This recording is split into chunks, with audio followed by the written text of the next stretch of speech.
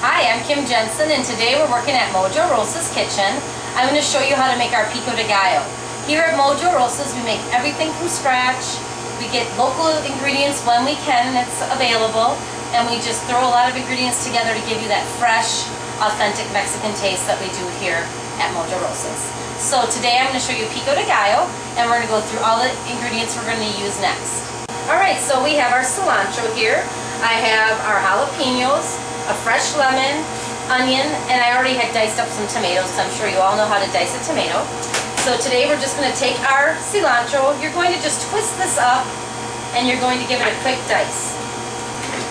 It smells so good when it's fresh, and we're just going to give it a nice rough chop. We've got our jalapenos. Jalapenos can vary in size. Also, sometimes we don't know if we're going to get a hot jalapeno or a sweet jalapeno. So the best thing you can do is just kind of cut your jalapeno down the middle and give her a taste. If it's a sweet jalapeno, I'm going to leave the seeds in because that's where all the heat is at. So if it's a sweet jalapeno, that's what I'm going to do. If it's a hot jalapeno, I'm going to take some of the seeds out so that my patrons don't get too much spice. This has no heat at all, so we're going to leave all the seeds in. I am going to trim off the tops. You don't want that part in there. And I'm going to go with 2 jalapenos, seeing that they aren't very spicy right now. I wish we were in California because we could go out and pick our jalapenos fresh, but... So I just made slivers of the jalapenos, and now I'm just going to work my knife through it again and give it a nice rough chop. Again, I don't like to finely dice anything because I really like to taste the flavors in our food. Some things, of course, you want to puree when you're making, cream sauces and such. But with vegetables, I really like to hear the crunch in my mouth and feel the different textures. So there is our jalapeno. So I've got half a cup of jalapeno. I've got about a cup of diced cilantro there. And now we're going to cut an onion. I did pre-cut this so I could show you how to cut an onion. What I've been taught is to breathe through your mouth once you cut your onion. So this is going to be hard since I'm talking while I'm cutting this onion. And then I'm just going to make a grid out of this onion. I'm going across the onion horizontally.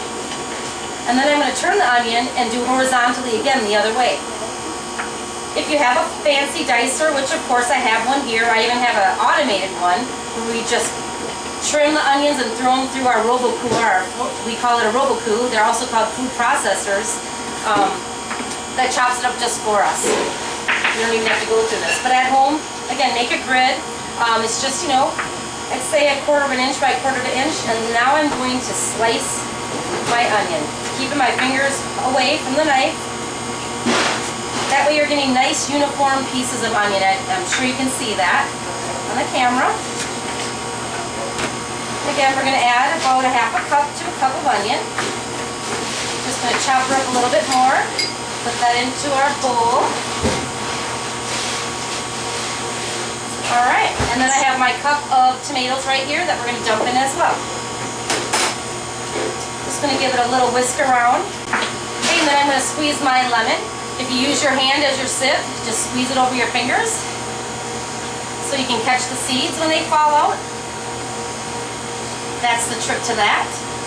Even at my other restaurant, Bellagio's, sometimes a seed gets in there, 1 or 2. But I don't mind that because then people know that we are totally making things from scratch.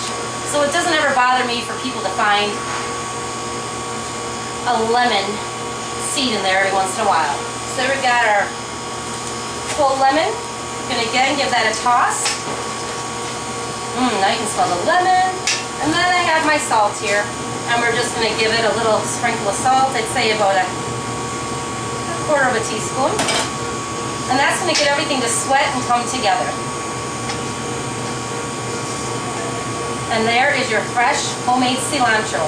If you want to give this a different kick, you can add lime juice instead of lemon juice, or both. I even used an orange juice in this just to give it another whole citric dimension. And you could put mango in here, and that would change, and that would also come together so well with that orange juice. So here is your Pico de Gallo. Go ahead and enjoy it. Put it on top of steaks, put it next to your eggs in the morning, right on top of chips with the fresh guacamole, and enjoy with a nice margarita.